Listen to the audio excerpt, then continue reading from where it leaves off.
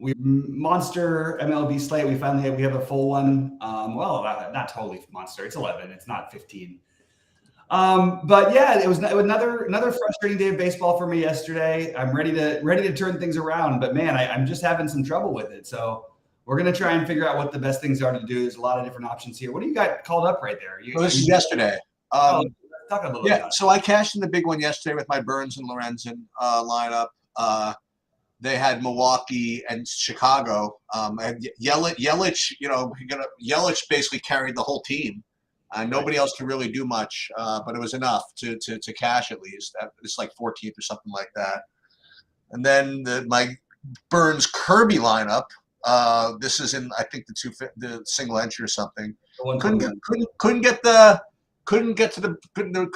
figure out a way to play the Braves, huh?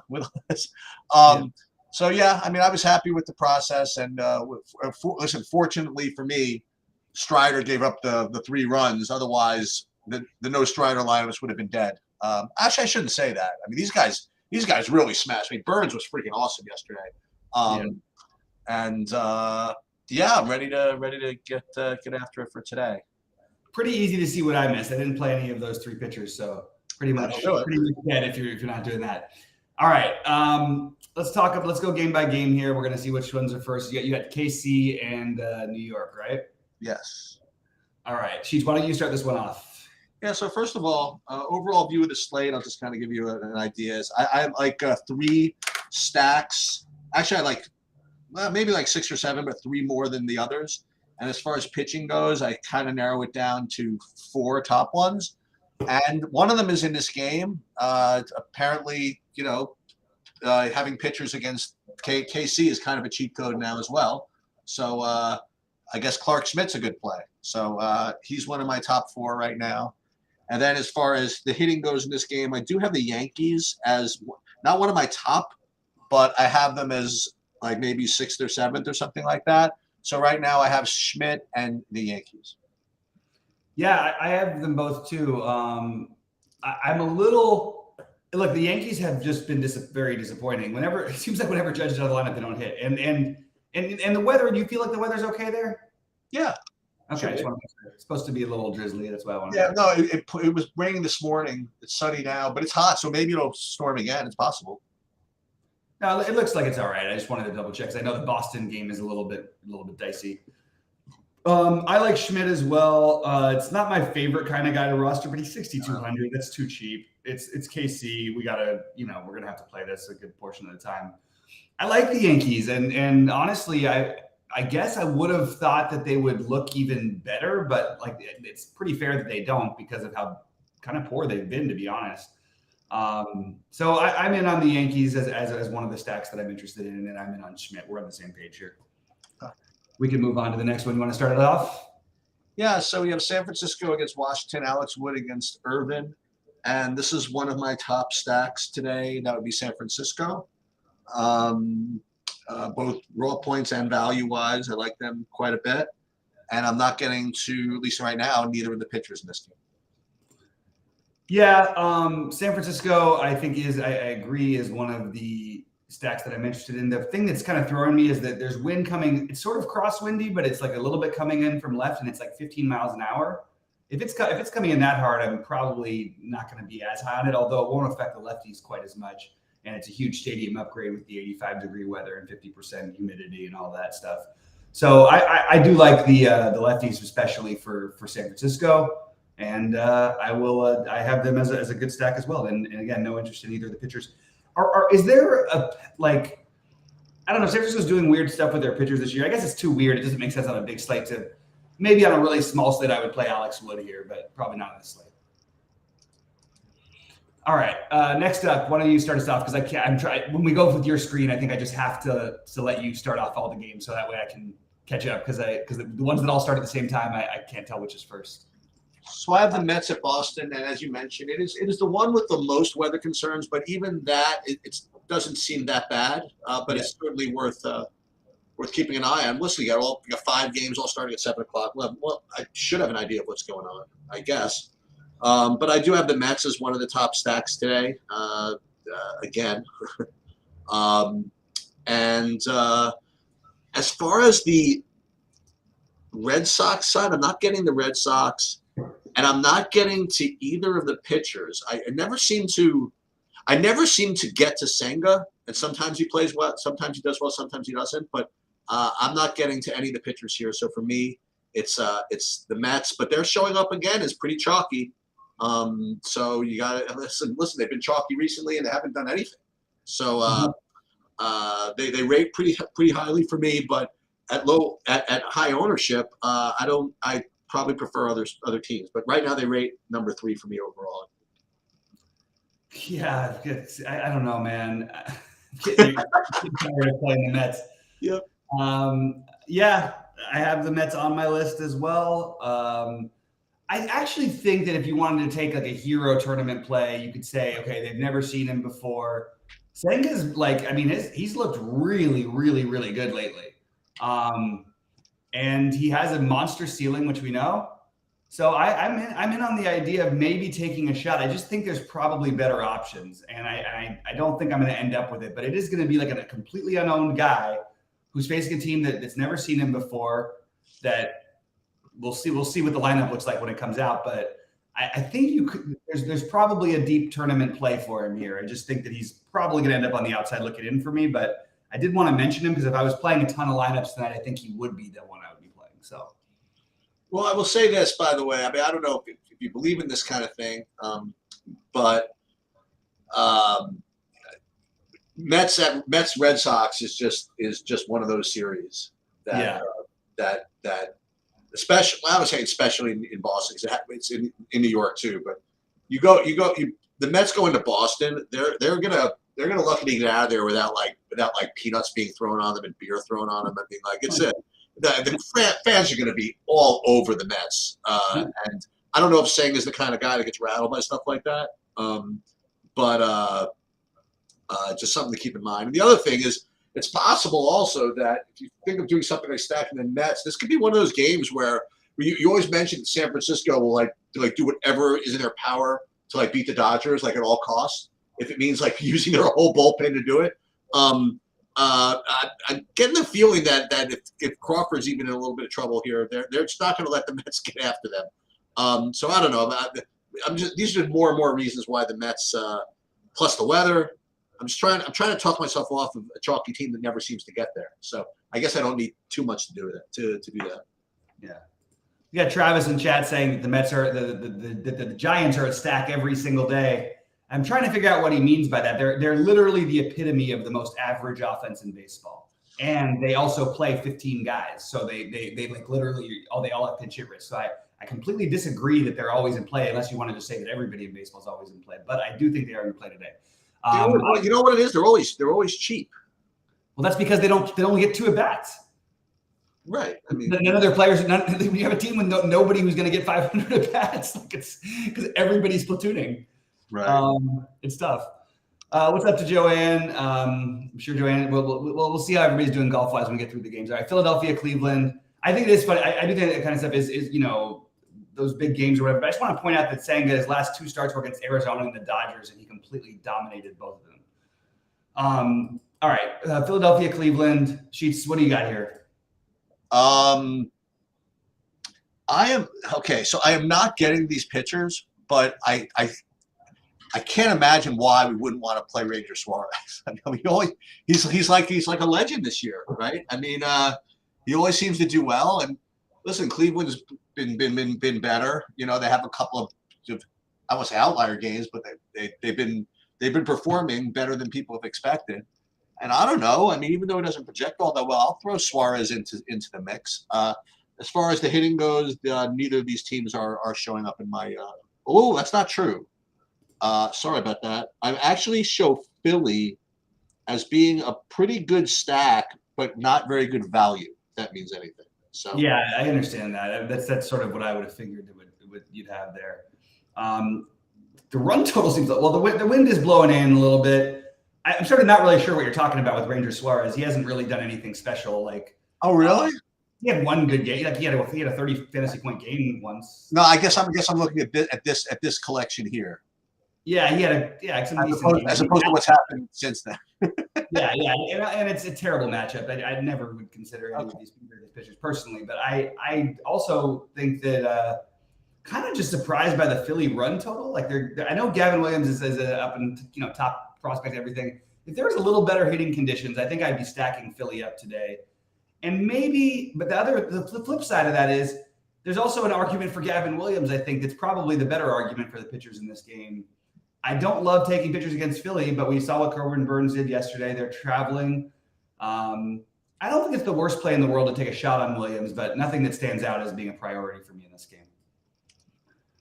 And then we've got Arizona, Cincinnati. Is that right? Yeah. All right. I guess I'll start. I mean, I like it when you start. I think you do a good job because you're a little more prepared early in the morning than I am. Yeah, I have Arizona as the top stack, like by a lot. I don't know why, but I have them. When you combine both the value and the raw points, all whatever, I don't even see them being owned that much. I don't quite exactly understand it. They're in the great park and all this stuff. So right now, you put a gun to my head right now, Arizona is clearly my top overall stack. And as far as Cincinnati, this is kind of weird to say, but same comment as Philly. I mean, they look good, but they're expensive. How the hell did Cincinnati become so expensive? Oh, because Dylan Cruz is like 11,000. No, but they've been the best offense in baseball. One of the best offenses in baseball. Yeah, they're in first place right now. They're literally in first place after a terrible start. Like, it's pretty incredible. Lieutenant John McClane is 5,700. I mean, these guys all hit. They brought in all the young guys, and it turns out all the young guys hit. And they all steal bases too. They've got and this dude's still probably too cheap. This Encarnacion guy, he's still sure he is. Yeah, if he gets in there today, he will. Yeah, I think this is a really good side to stack both games. 80 degrees, wind blowing out to right center, 8 miles an hour. It's in Cincinnati, which you got to love. 2 bad pitchers on the mound. Bullpens that have been better than maybe people expect coming into the season, but I'm afraid of stacking. I'm very, very high on both of these. This is probably this is definitely one of my favorite spots, maybe my favorite spot on the night. And like you, I have Arizona a tiny bit ahead of. You know what? It's only because of the pricing that I have them ahead of Cincinnati, really. Right. And I mean, it's just I actually like, and they're expensive too, in from 2 through 4. But I think that this is a really good spot to just like, I mean, I flirted with it when I first looked today. Like maybe I'll just recycle everything from this game over and over around in different ways and stuff because I really game stack this crap with all combinations. Yeah, exactly. That's what I'd like to get some of. All right. All right. So what do we got next? We got the Dodgers next. We have Dodgers against Texas. We have sort of Corey Seager revenge. home revenge for a team that loves him. If he was coming back to LA, that would be kind of fun. But I don't even think that you know how I feel about hitters with that. It doesn't make a difference.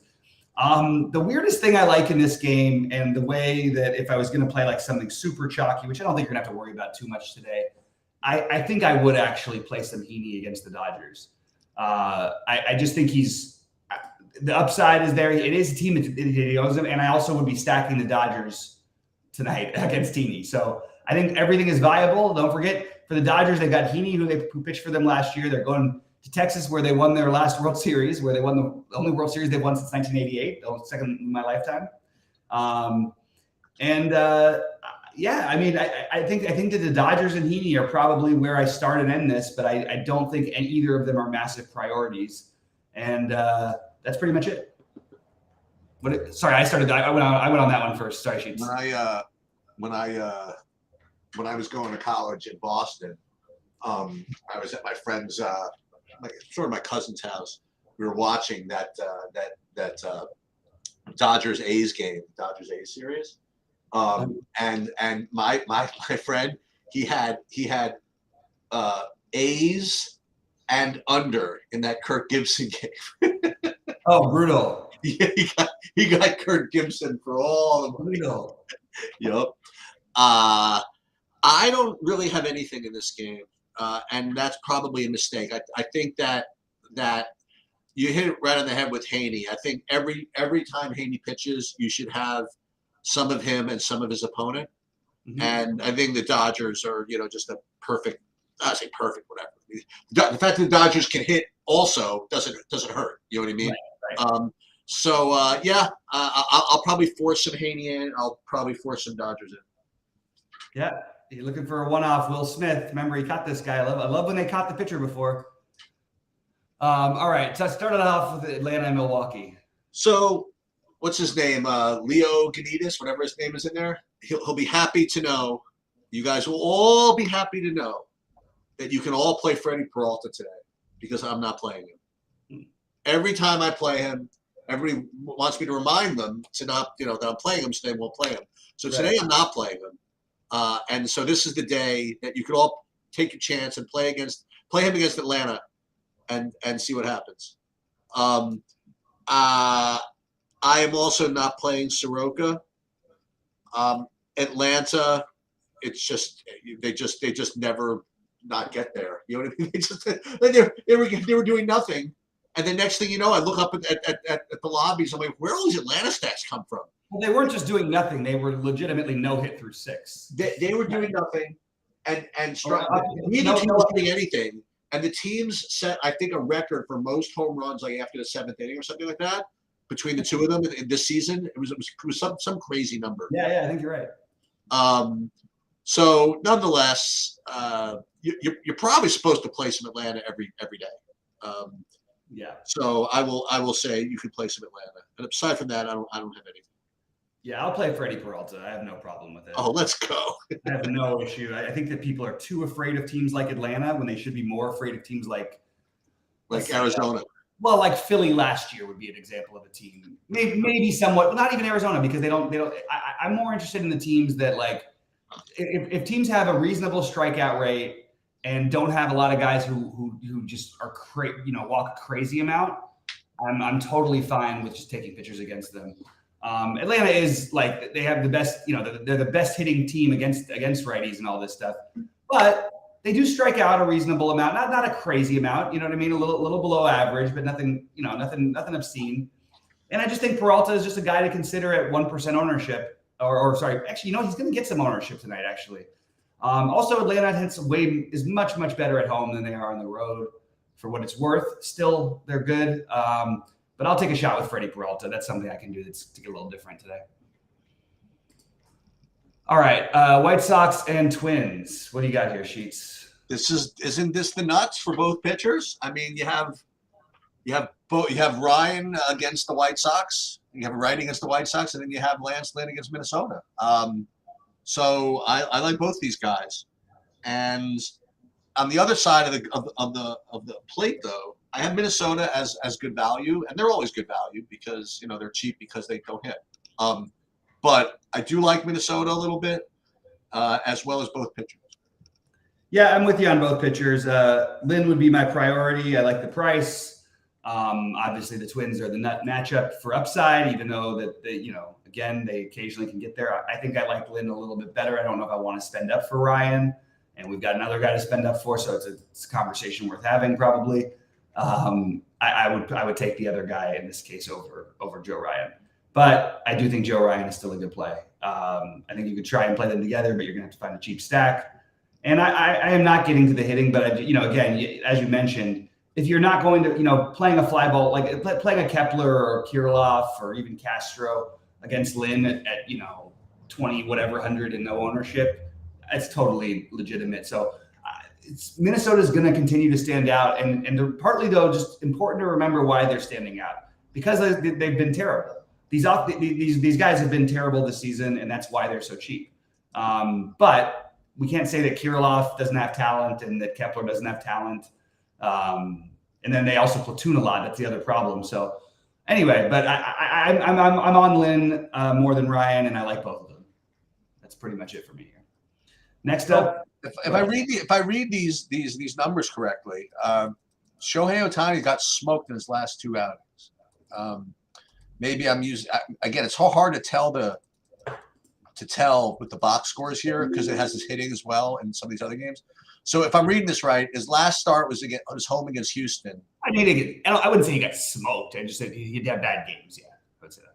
Well, I mean, Well, like he didn't give up. Like it's not like he didn't get out of the second inning, which we've seen from him before. He's five runs, 8 fantasy points. Someone else can play that. And then the other game that I referred to at San Diego was 5 runs and 4.7 fantasy points. It was San Diego and Houston, and yeah, that's fine. Nonetheless, he rates as a top play today. It's the way pitching works, right? He rates as a top play today at home against Pittsburgh. And on the other side of the equation, not on the other side of the equation, I don't like Pittsburgh. What I was going to say is that I have the Angels as good value here as well. Not like they're not showing a lot of upside nowadays, but I definitely have them as good as cheap enough to play. So Angels and Ohtani. Yep.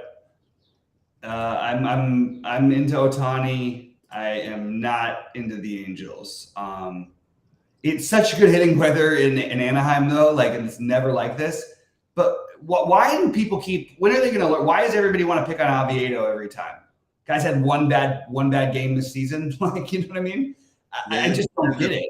There's nothing except for that people don't know his name. It's New York. It's New York. What? It's just like New York everywhere. It's like it just doesn't make any sense to me exactly. Like why? I do think this game. Like I mean, the hit like. Actually, this is not like New York. Like in New York, they're just incredibly recency biased or whatever, and impatient. Oh yeah. You guys have like the opposite. Like he never gives up anything, and yet people still want to stack against him. New York is definitely the biggest recency bias, I think. Oh, the worst. It's the worst. Philadelphia and Boston are close, but like I think New York is ahead of them. Now let me tell you something. I mean, I lived in New York. I lived in Boston, whatever it is. Like the sports intelligence of the people in Boston is like 7,000 times sharper than that of New York. Look at that. Yeah. I mean, like you go to like actual like sports bars in Boston, like they're actually like talking about like sports in a semi-reasonable. Oh yeah, that makes sense. Yeah. Like if you go to New York, they're just the worst. They're literally the worst. Yeah.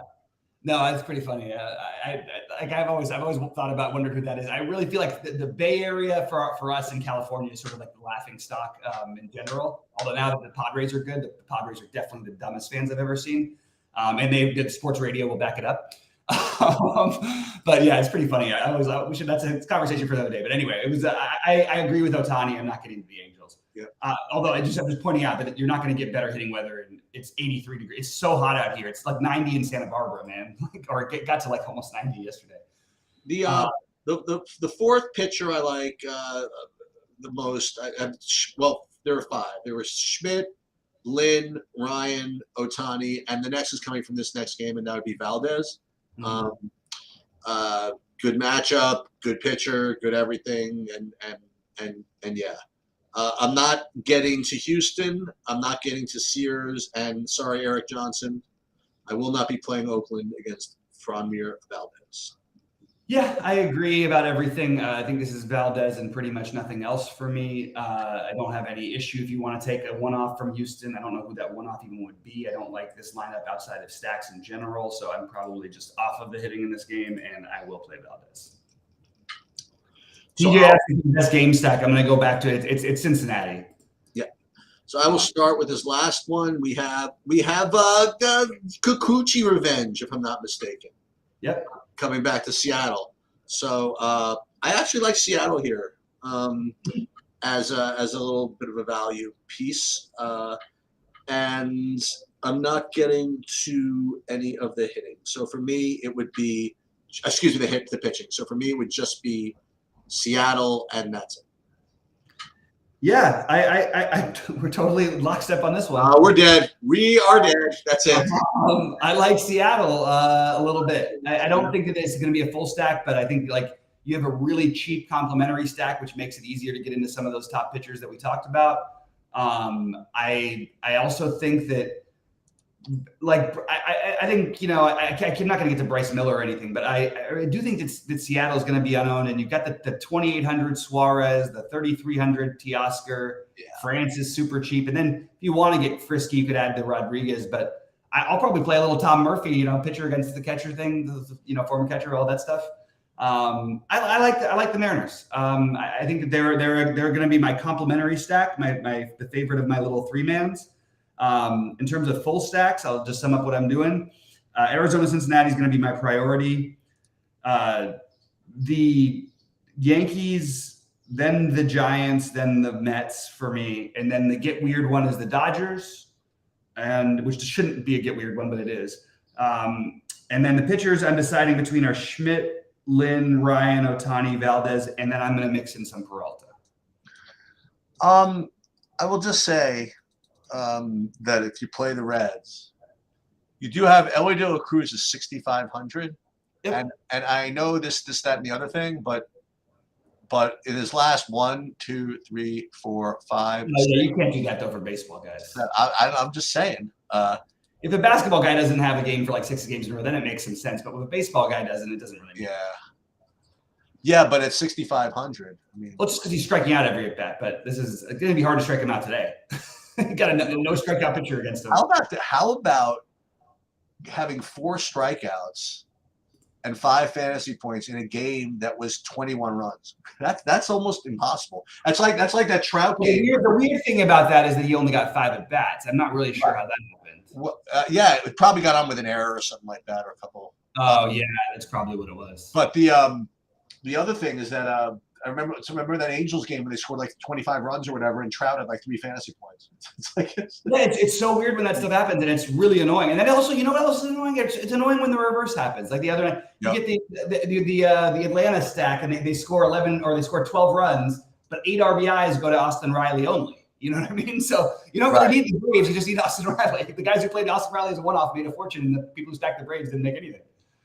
All right, so real quick golf check-in, guys. Let's see where we're at. I am basically stone dead. Oh, that's infuriating. I was doing so well too. I'm really upset. Like now it's +3 is looking more likely, and I still think it's going to go to +4, but it's just with the 70% +3. Will that help you? Because nothing will help me. So I'll +4. I'll root for +4. Yeah, it'll help me +4. I'll have a 6-6, and I've got good guys going. I've got unknown Cam Young, who's now 1 under, and which 1 under now is like everybody's going backwards. I've got Fleetwood Smith Fleetwood Young and Cam Fleetwood Young and Jordan Spieth. That keeps saying Cam Smith in my main line. It looks like I have, and all those guys are doing well. I played 150, and I got 5. I got 5 lineups, 6 for 6. Okay. You only need 1. What? You only need 1. You only need 1. That is true.